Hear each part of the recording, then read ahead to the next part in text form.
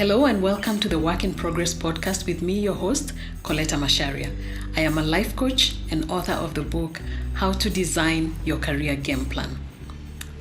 Way back when I was in primary school, I was a member of the debating team, and we would go and represent the school in debating contests.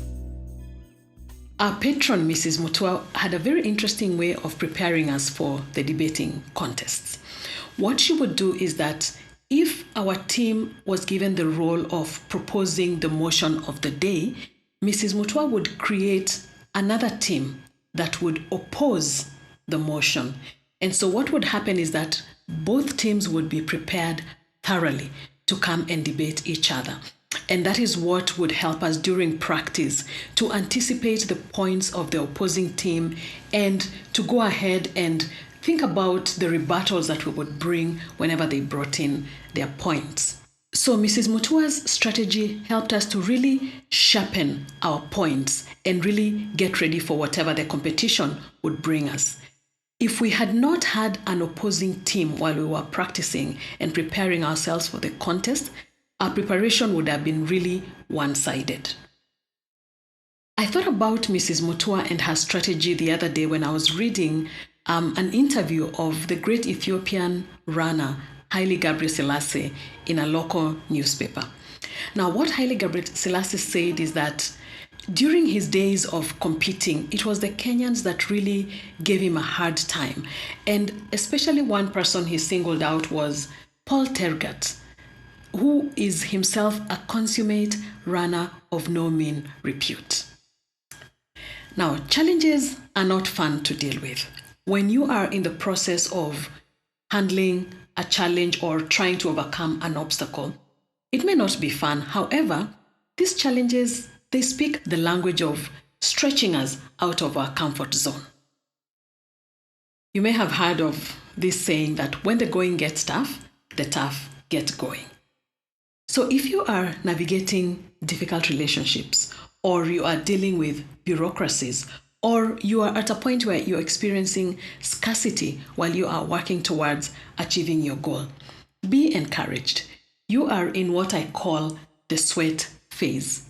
Like Haile Selassie in the competitions that he went to, and Mrs. Mutua's strategy of preparing our debating club by creating an opposing team. These challenges can help you dig deeper into your own inner resourcefulness and come up with solutions to the challenges. Or it could mean that it's time for you to think about partnering or collaborating with someone else who has strengths that are complementary to yours. Remember that your challenges are speaking to you. What are they telling you? I want to leave you with this scripture from the book of Isaiah, chapter 54 and verse 16 to 17. This is what it says. See, it is I who created the blacksmith, who fans the coals into flames and forges a weapon fit for its work. And it is I who have created the destroyer to wreak havoc. No weapon formed against you will prevail, and you will refute every tongue that accuses you. This is the heritage of the servants of the Lord. If we want to get to the next phase in the work that we do, our work in progress, that is the phase of securing a seat at the table of finishers, then we must be willing to sweat it out. But what if you have not experienced any challenges on the way to achieving your goals?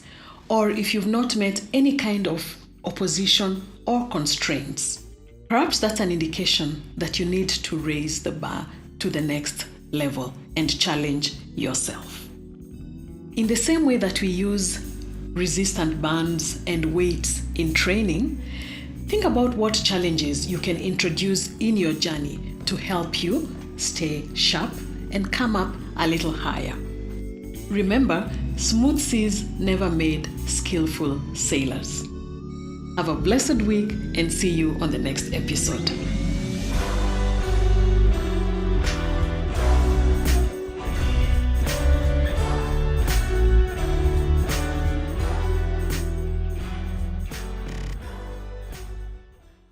The Work in Progress podcast is brought to you by Cogent Afrique. Visit www.cogentafrique.com to check out learning and development opportunities for you, your team, organization, and family.